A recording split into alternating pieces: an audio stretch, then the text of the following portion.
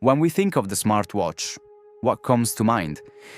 You're probably picturing Silicon Valley, right? Glowing Apple screens, heart rate monitors, and constant notifications buzzing on your wrist. We all believe this is a modern invention. But history has a really dark sense of humor. What if I told you that the entire philosophy of the smartwatch, the gesture controls, the voice recording, the absolute obsession to digitize the human body, was actually perfected over 40 years ago? That's right.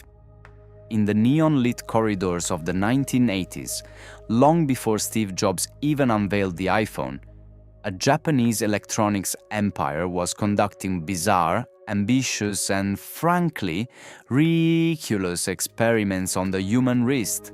They didn't just want to tell the time. They wanted to conquer your life. This is the forgotten story of how Casio accidentally invented the modern smartwatch, and exactly why the world's most powerful people today absolutely refuse to wear them. Now, to really understand the psychology of this crazy era, we have to look at our human obsession with control. Take a look at the ZMD40, released in 1993. It was marketed simply as a wrist remote controller. But look deeper. This thick, heavy slab of plastic allowed you to command your television, your VCR, your entire stereo system, just with the flick of your wrist. Sure, if this sounds gloriously impractical today, it's because it absolutely was. Programming, it was a nightmare.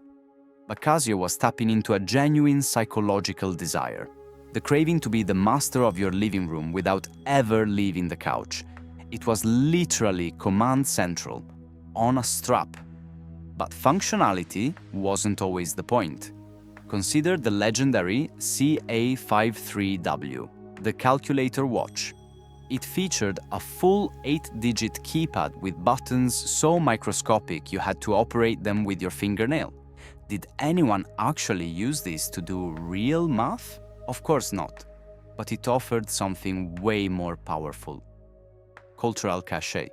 When Marty McFly wore it in Back to the Future, it was a declaration. It said, "I am connected. I am a machine of logic." It solved a non-existent problem, but it's sold by the millions because people loved the idea of computing on their wrist.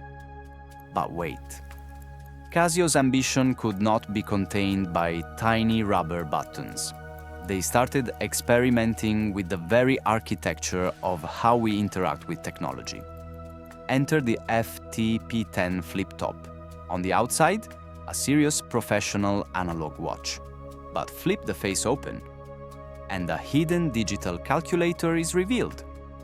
It proved a psychological truth that luxury watchmakers have always known: added friction. The physical act of engaging with an object makes you feel like you hold a secret.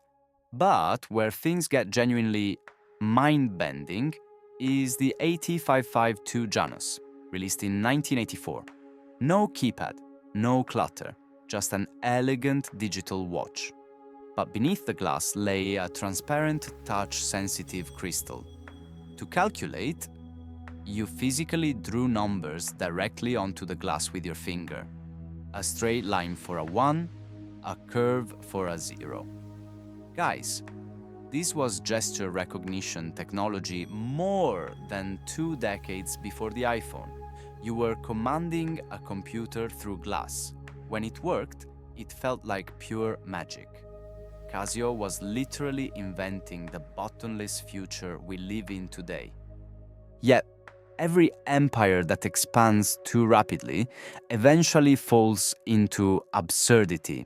And oh boy, did it get absurd! In 1999, the DBCV500 attempted to digitize the human mind. It was a voice recorder. On your wrist, you could capture 20 seconds of highly compressed, terrible-sounding audio. Just imagine the image of a person in 1999, standing in public, whispering their grocery list into their arm. It was madness. A desperate attempt to replace human memory with digital storage. And the absolute apex of this madness? The TSR-100 thermoscanner. A watch equipped with an infrared sensor. You pointed your wrist at a coffee cup or a pet to measure its exact surface temperature. It demanded immense battery power. It was gloriously, undeniably impractical. Casio wasn't releasing these devices because the market demanded them. They were releasing them to see if the market would submit to them. These vintage Casios are not just funny historical accidents. They are the direct ancestors of the modern Apple Watch. They share the exact same philosophy. The belief that you must be constantly connected, constantly measuring, constantly controlling. But Casio learned a painful billion-dollar lesson from these failures. A lesson that modern tech companies have completely forgotten. They realize that a watch that does 10 things poorly will always be defeated by a watch that does one thing perfectly. And that realization gave birth to the ultimate quiet luxury. The F-91W, the global elite, the billionaires, the thinkers, the ones who truly understand the status game. They do not wear smartwatches. They don't want a device vibrating on their wrist, demanding to be charged and reading their emails. They understand the ultimate paradox. True luxury is not having a machine that does everything. True luxury is having a machine that leaves you alone. It just tells you the time. If you want to master the hidden psychology of the objects we wear, hit that subscribe button to join the Watch Paradox. Because time is never just time.